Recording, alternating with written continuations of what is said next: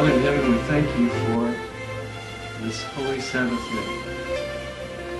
We thank you that you have given us your word as a light unto our path. We thank you that we have prophetic directions that tell us where we are, that we need not be in the dark because we are children of light. Pray, Father, today that you will be with us as we study in spirit and in truth. For it is in the name of Yahshua we pray. Amen. Greetings from Corinth, Mississippi on Sabbath. It is April the 13th, 2002. We are at Help for You, a counseling service. And today we will be speaking on a subject that we've spoken on before, but we will be taking it from a little bit different direction. It's called Eli-Yah is come. For those of you that are not familiar with the word Eli-Yah, most people say Elijah, E-L-I-J-A-H. But the Jah is not proper pronunciation. It should be Eli-Yah. It means, my God is Yah. And we do a study on the name of God in another video. Today we will be considering Eli-Yah is come. Our first scripture will be Matthew 17:12. If you will turn there with me. Matthew 17:12.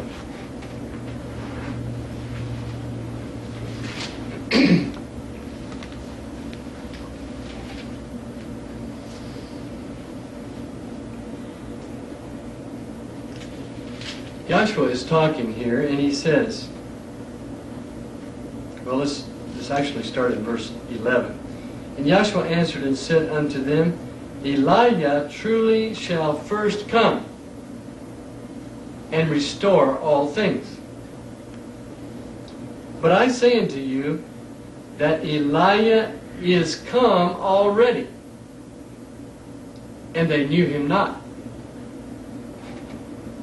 but have done unto him whatsoever they listed, or whatsoever they desired.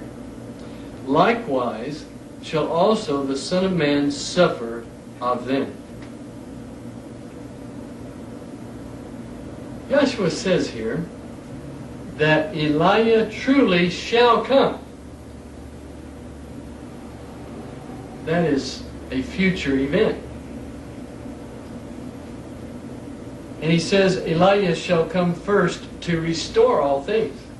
That is, all things pertaining to godliness. And then he says to them, but Eli-Yah is come already, and you did not know him. Eli-Yah is to come, and Eli-Yah has come. Let's turn to Malachi.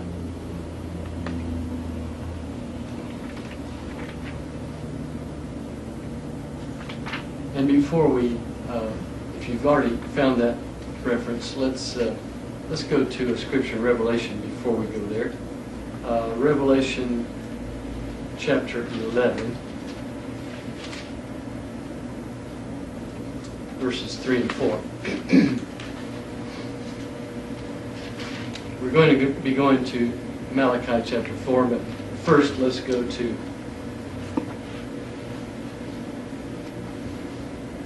Revelation chapter 11. Starting with verse 3. And I will give power unto my two witnesses, and they shall prophesy 1,260 days, clothed in sackcloth. These are the 2 olive trees and the 2 candlesticks standing before the God of the earth. Many in the Christian world today, many Bible instructors and teachers, are assuming and teaching their constituency that these 2 witnesses will be Eli-Yah or Elijah and perhaps Moses, or Elijah and Enoch.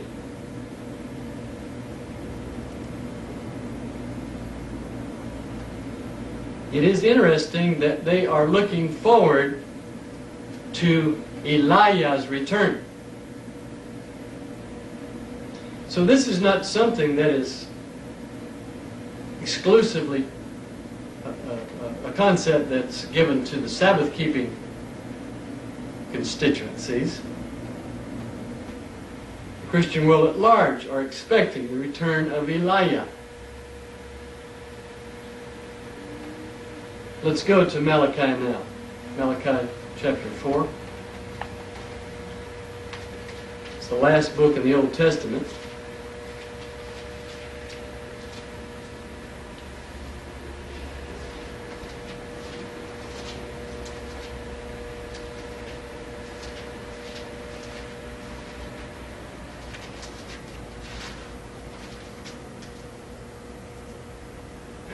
Let's read beginning with verse 1 and reading through verse 6. For behold, the day cometh that shall burn as an oven, and all the proud, yea, and all that do wickedly shall be stubble.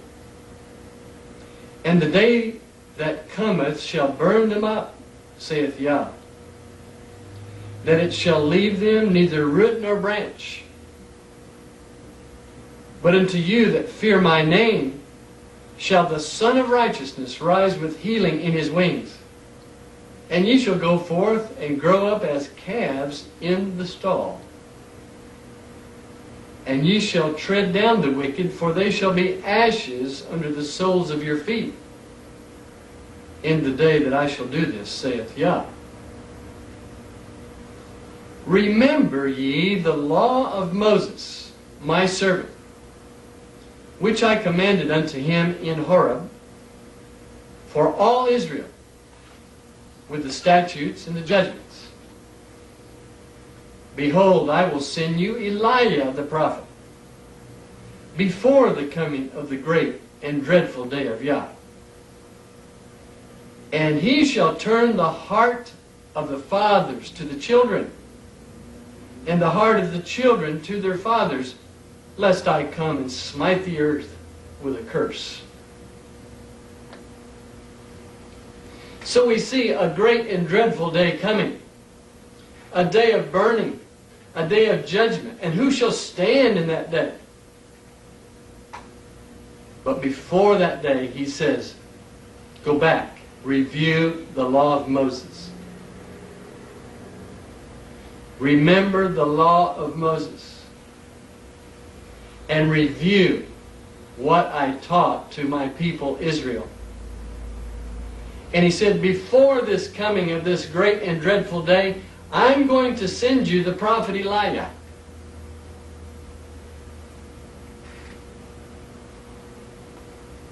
And in Matthew 17:12, we saw where Yahshua said, Eli-Yah has already come, but you did not know him. And in verse 11, he said, Eli-Yah is to come, yet future. How do we explain this? How do we understand this? I hope we will be able to as we go through this. Can we trust Yah's prophets?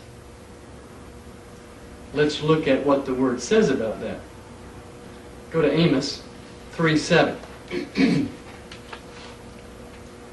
Amos is before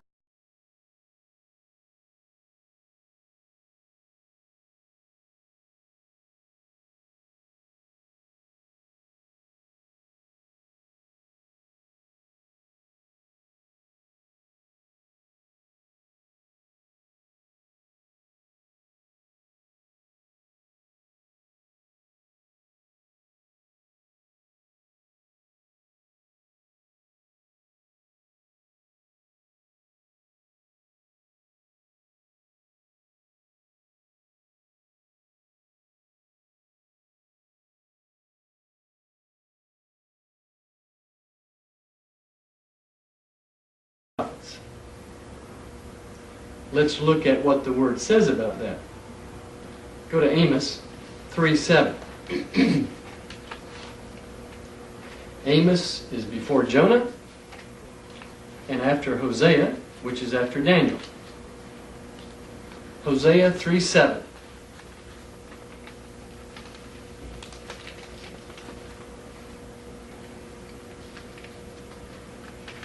Surely, Yah, the Almighty, will do nothing except He revealeth His secret unto His servants the prophets.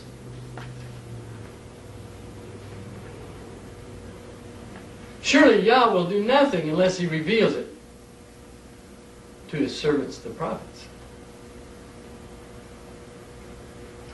And then to give a little bit more credibility to what we're saying, go to 2 Chronicles 20:20.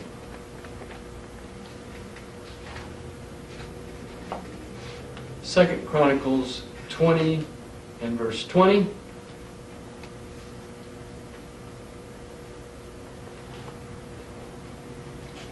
And we take it up about halfway through the verse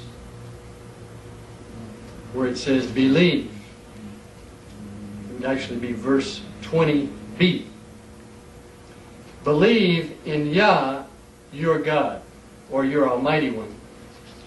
So shall ye be established. Okay, to believe in Yah will establish you. Believe His prophets, so shall ye prosper. So to believe in Yah will establish you. But if you want to prosper in the spiritual life, you must believe His prophets. And so we have the Word of God set before us. In the major canon of the Bible. And we have extra biblical writings of those who have been inspired by the Holy Spirit to write and give us counsel as well. But our main source, our ultimate source of doctrine and faith is the Bible. Can we believe these prophets? Can we trust these prophets? Yes, we can. James gives us a little bit of a description about Eli-Yah. Let's turn to James chapter 5.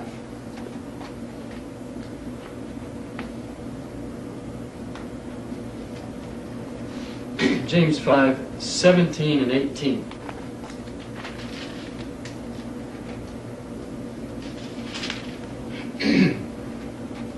Eli-Yah was a man,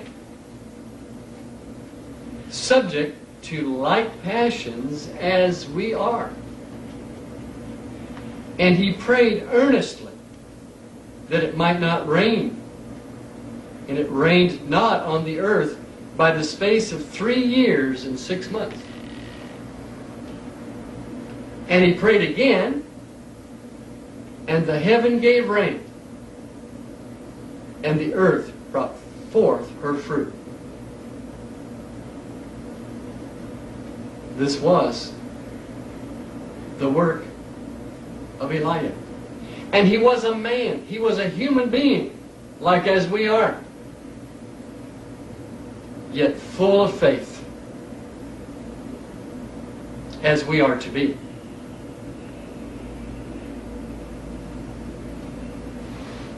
Yeshua says, Eli-Yah is come. Let's take a look at some things surrounding that first advent of Christ. Luke chapter 1. Turn there with me, please. Luke chapter 1. We will see here some description of John the Baptist. Luke chapter 1, verses 13 through 17. Let's take it up at verse 13. But the angel said unto him, that's to Zechariah, the father of John the Baptist, the angel said unto him, Fear not, Zechariah, for thy prayer is heard, and thy wife Elizabeth shall bear thee a son, and thou shalt call his name John. And thou shalt have joy and gladness, and many shall rejoice at his birth. For he shall be great in the sight of Yah, and shall drink neither wine nor strong drink. And he shall be filled with the Holy Ghost, even from his mother's womb. And many of the children of Israel shall turn to Yah the Almighty. And he shall go before him in the spirit and power of Eli-Yah, to turn the hearts of the fathers to the children, and the disobedient to the wisdom of the just, to make ready a people prepared for Yah. Now we have a clue concerning what Yahshua said. Eli-Yah is coming, and you knew it not. For John the Baptist came ushering in the first advent of Christ. And they did not understand. They did not know him. They did not know the significance of John the Baptist's work. John the Baptist himself said, Behold the Lamb of God that taketh away the sin of the world. And Yahshua himself submitted to the baptism of John. The baptism of repentance. Although Christ was never guilty of sin, not even in a thought, but he submitted to that baptism to show us how we are to act in obedience to the baptism of repentance.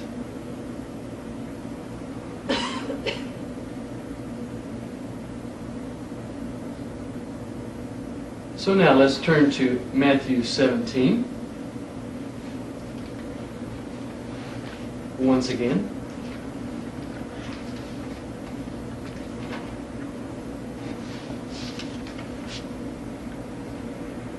And read from verse 10. His disciples asked him, saying, Why then say the scribes that Eli-Yah must come first? You see, the scribes did not recognize John the Baptist as being Eli-Yah in the spirit and power of Eli-Yah. But the scribes say, Eli-Yah must come first before the Messiah can come. Malachi foretells us that. This Yahshua, he cannot be the Messiah. Eli-Yah has not come yet. Verse 11, And Yahshua answered and said unto them, Eli-Yah truly shall first come and restore all things. But I say unto you that Eli-Yah is come already, and they knew him not, but have done unto him whatsoever they desired.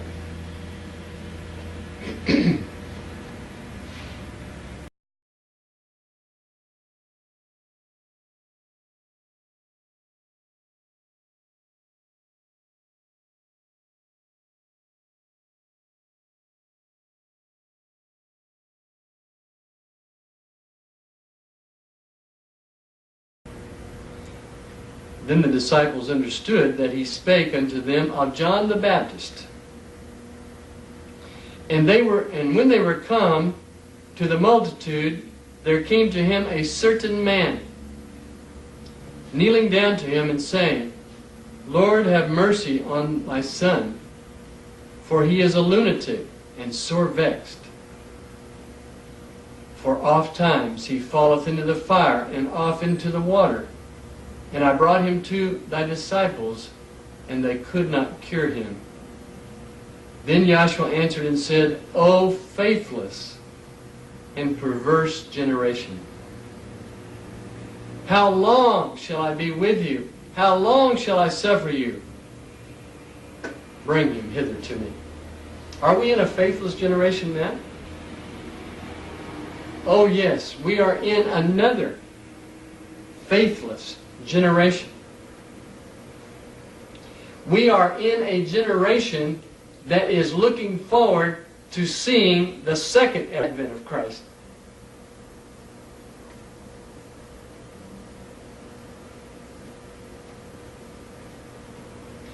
Why was Eli-Yah to come? Yahshua says he was or is to restore all things. And that is all things pertaining to godliness. So what we have John the Baptist ushering in the first advent of Christ. He prepared the way for Christ to minister in his first advent. We notice that the religious leaders did not recognize either John the Baptist or the Messiah himself at that first advent. Is it possible that Yahshua, when saying Eli-Yah is yet to come to restore all things, that he was pointing down to the end of time, to that perverse generation at the end of time when the second advent was to occur? Is it possible that Eli-Yah is to come to set all things right and prepare a people for the second coming of Christ? This is my thesis. Let's turn to John chapter 1 first and look at the testimony of John, just to get a feel for John's attitude.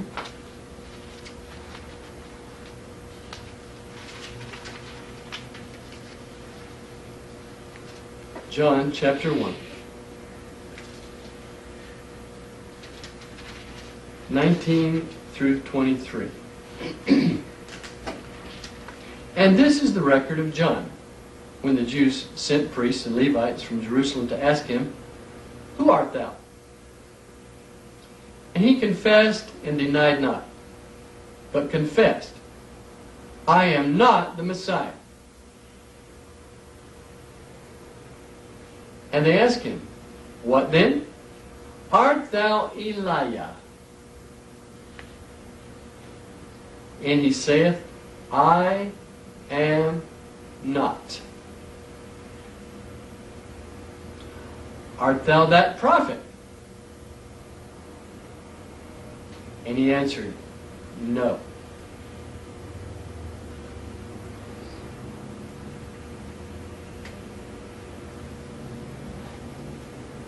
Then said they unto him, Who art thou?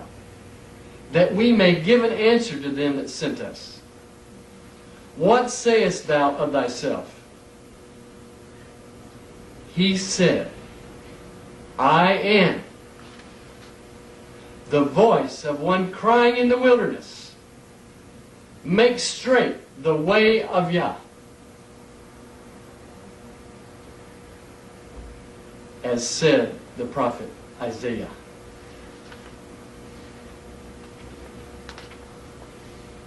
And they which were sent were of the Pharisees. So, when John was questioned on the matter, he denied being Eli-Yah. And yet, Yahshua points to him as the coming of Eli-Yah. Is this a contradiction? Nay. It is not a contradiction. For John the Baptist spoke truly. I am not Eli-Yah. I am John. he said, by pointing to the Scripture, what his office or job was. And Joshua spoke correctly when he said, Eli-Yah is come. And the disciples understood him to be saying, in the power, in the spirit and power of Eli-Yah, John the Baptist has come. In the spirit and power of Eli-Yah.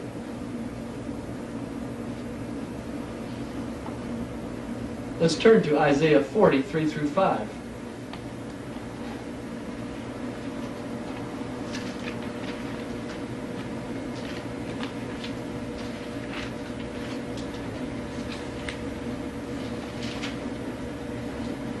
Isaiah 40, 3 through 5.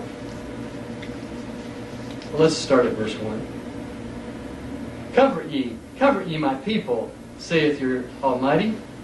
Speak ye comfortably to Jerusalem, and cry unto her, that her warfare is accomplished, that her iniquity is pardoned. For she hath received of Yah's hand double for her sins.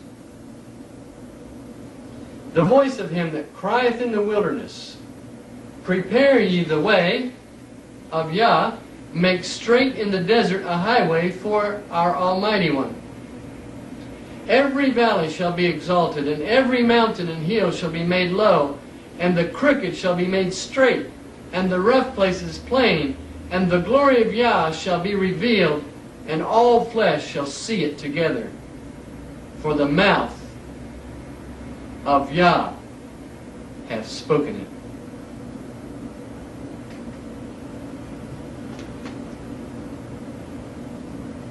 This is the job of Eli-Yah, to prepare a people to receive the glory of Yah, to make straight the highway, to straighten out the crooked places, to bring down the mountains and lift up the valleys and make a level plain, to put an end to double standards, to make that path, that holiness highway, narrow and straight as it's intended to be. This was the work of John the Baptist. And he admitted to it. And it was in the spirit and power of Eli-Yah that he came according to the Savior. Let's go to Matthew 3.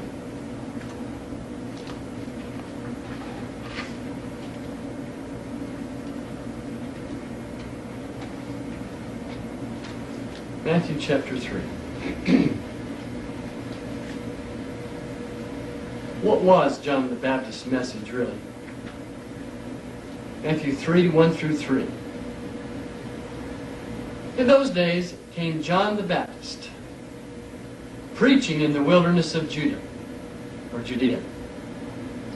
and saying, Repent ye, for the kingdom of heaven is at hand. For this is he that was spoken of by the prophet Isaiah, saying, The voice of one crying in the wilderness, Prepare ye the way of Yah, make his path straight. Isaiah 43. And this same John had his raiment of camel's hair, and a leathern girdle about his loins, and his food was locust and wild honey.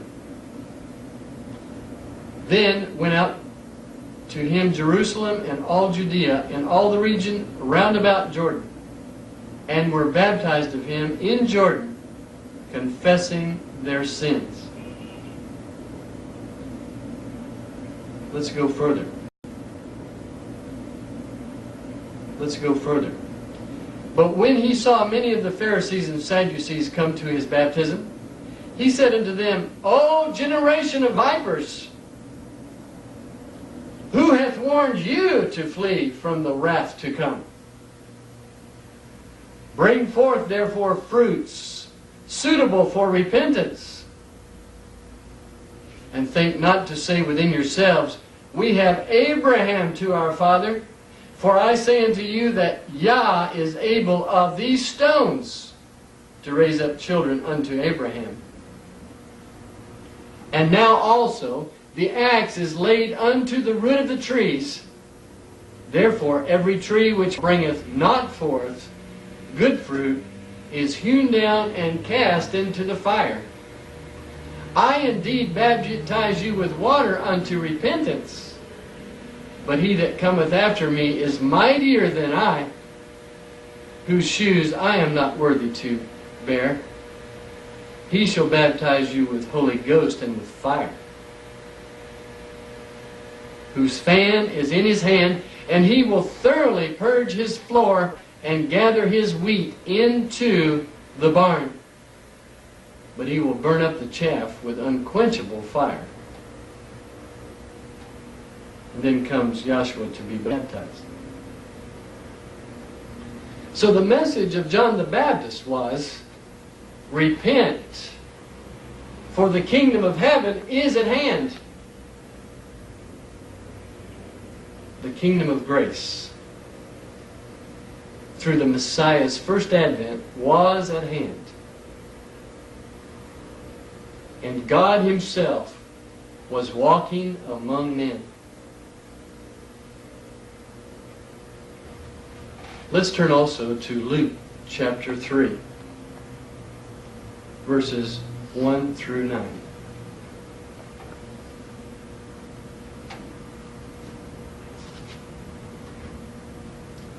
Now, in the 5th year of the reign of Tiberius Caesar, Pontius Pilate being governor of Judea, and Herod being tetrarch of Galilee, and his brother Philip tetrarch of Iturea, and of the region of Trachonitis, and Lysanias,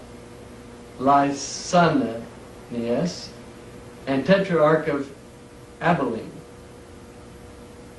Annas and Caiaphas being the high priests. The word of Yah came unto John the son of Zechariah in the wilderness. And he came into all the country about Jordan, preaching the baptism of repentance for the remission of sins.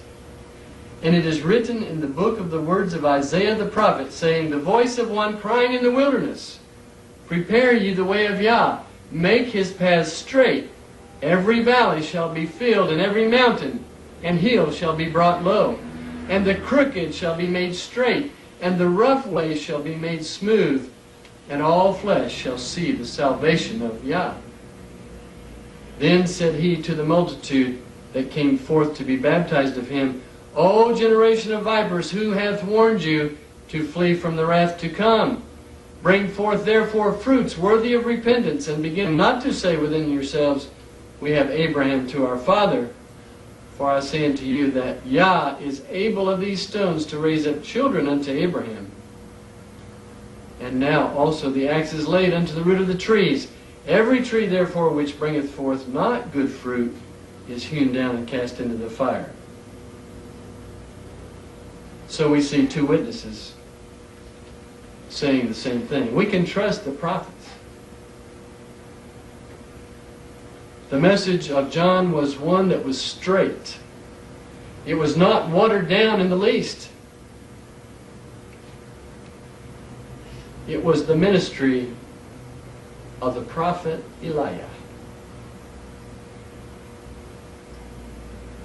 Now let's come down to the second advent. Eli-Yah is yet to come, according to the Savior.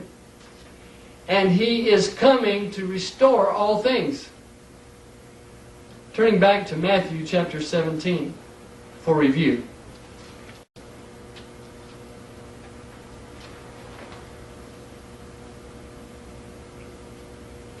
(17:11) And Joshua answered and said unto them, Eli-Yah truly shall come first and restore all things. But I say unto you that Eli-Yah is come already, and they knew him not.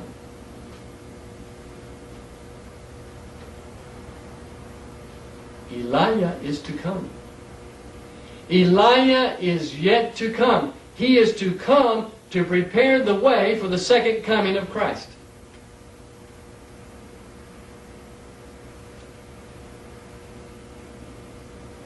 Do you suppose they will recognize him? They did not recognize him in John the Baptist. Joshua clearly says, "You knew him not." Do you suppose they were ready for the first advent of Christ? No, they were not. They didn't even recognize the precursor to the Messiah.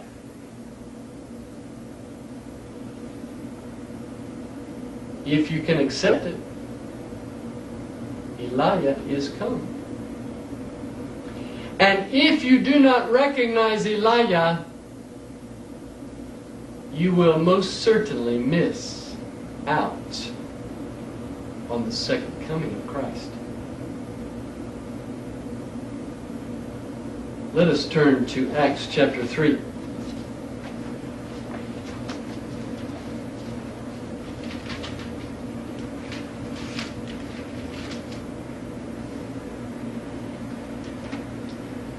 Acts chapter 3, starting with verse 19. Repent ye therefore, and be converted, that your sins may be blotted out, when the times of refreshing shall come from the presence of Yah. Now, when do you suppose the times of refreshing will come? Let's read on. And he shall send Yahshua the Messiah, which before was preached unto you, whom the heaven must receive until the times of restitution of all things, which Yah hath spoken by the mouth of his holy prophets since the world began. The King James Version is the most reliable version of those scriptures there. It is time to repent and be converted, for there are times of restitution of all things coming.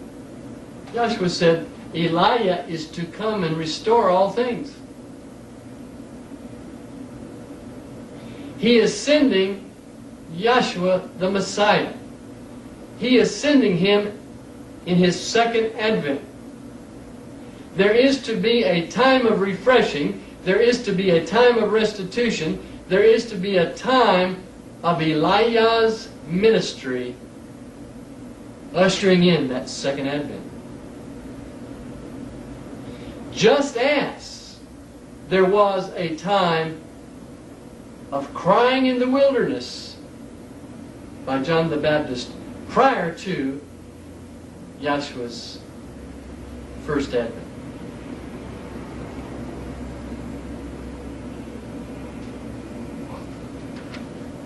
Are we prepared to accept the ministry of Eli-Yah, to restore true worship and the altar of Yah?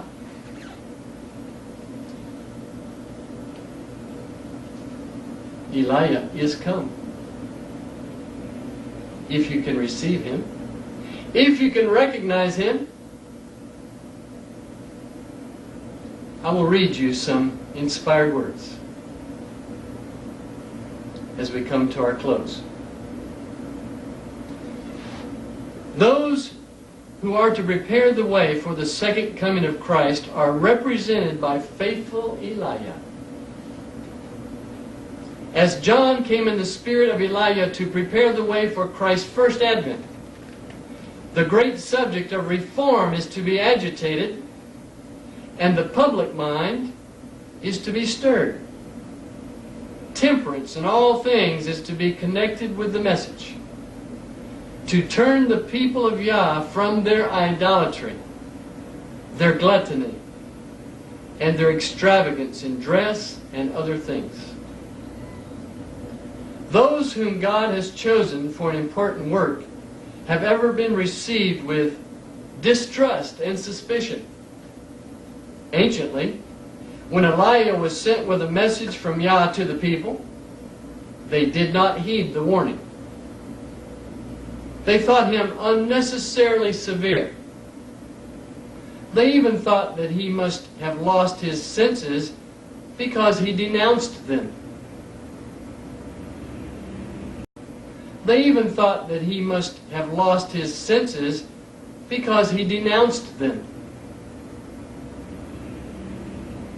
The favored people of God as sinners, and their crimes as so aggravated that the judgments of God would awaken against them.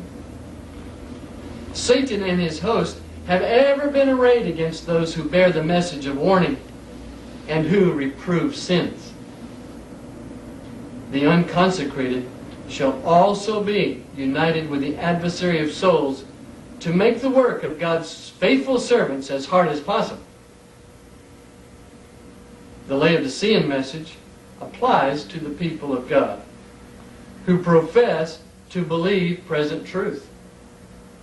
The greater part are lukewarm professors, having a name but no zeal.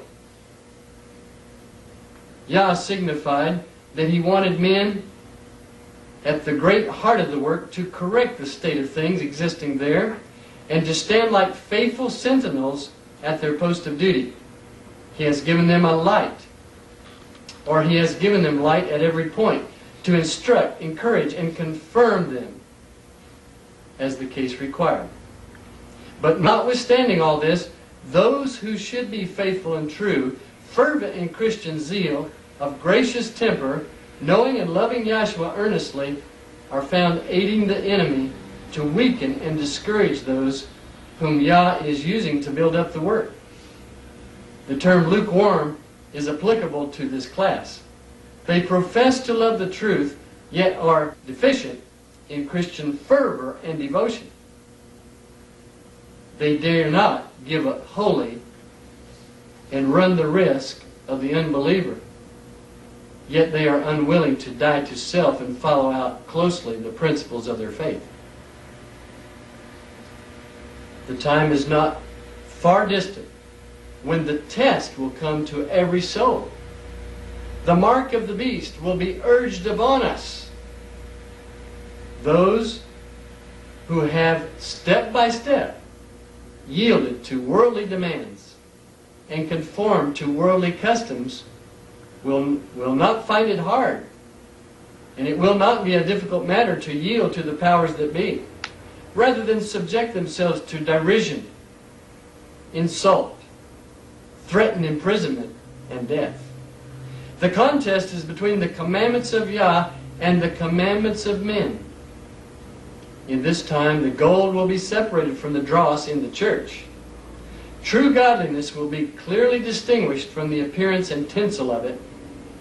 Many a star that we have admired for its brilliancy will then go out in darkness. Chaff, like a cloud, will be borne away on the wind, even from places where we see only floors of rich wheat. All who assume the ornaments of the sanctuary, but are not clothed with the righteousness of Christ, will appear in the shame of their own nakedness. God leads people on step by step. He brings them up to different points, calculated to manifest what is in the heart. Some endure at one point, but fall off at the next. At every advanced point, the heart is tested and tried a little closer. If the professed people of God find their hearts opposed to this straight work, it should convince them that they have a work to do to overcome, if they would not be spewed out of the mouth of Yah. Said the angel, God will bring His work closer and closer to test and prove every one of His people. Some are willing to receive one point, but when Yah brings them to another testing point, they shrink from it and stand back, because they find that it strikes directly at some cherished idol. Here, they have opportunity to see what is in their hearts that shuts out Yahshua. They prize something higher than the truth, and their hearts are not prepared to receive Yahshua fully. Individuals are tested and proved a length of time to see if they will sacrifice their idols and heed the counsel of the true witness. If they will not be purified through obeying the truth and overcome their selfishness, their pride, and evil passions, the angels of Yah have this charge. They are joined to their idols, let them alone. And they pass on to their work, leaving these with their sinful traits unsubdued to the control of evil angels. Those who come up to every point and stand every test and overcome, be the price what it may be, have heeded the counsel of the true witness, and they will receive the latter rain and thus be fitted for translation. They will receive that latter rain which Eli-Yah prays for and is poured out by Yah in the form of His Holy Spirit. In this age, just prior to the second coming of Christ in the clouds of heaven, such a work as that of John is to be done. Yah calls for men who will prepare a people to stand in the great day of Yah. Remember that great day we read about in Malachi 4? That day that burns and melts the very elements of this earth. As the people who believe in Christ's soon coming, we have a message to bear. Prepare to meet thy God. Our message must be as direct as was the message of John. He rebuked kings for their iniquity, notwithstanding that his life was imperiled. He did not hesitate to declare Yah's word. And our work in this age must be done faithfully.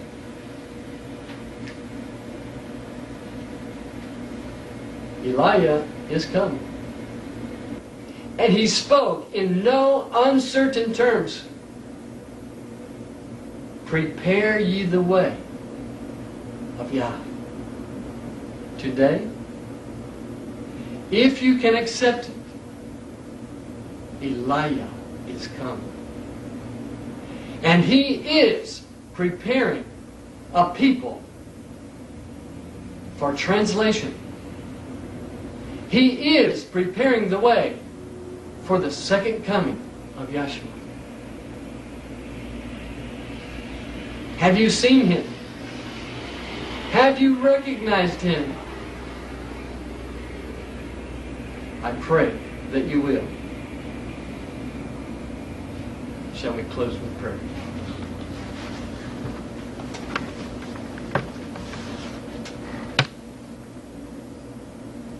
Father in heaven, we thank you that you have sent the prophet Eli-Yah to us.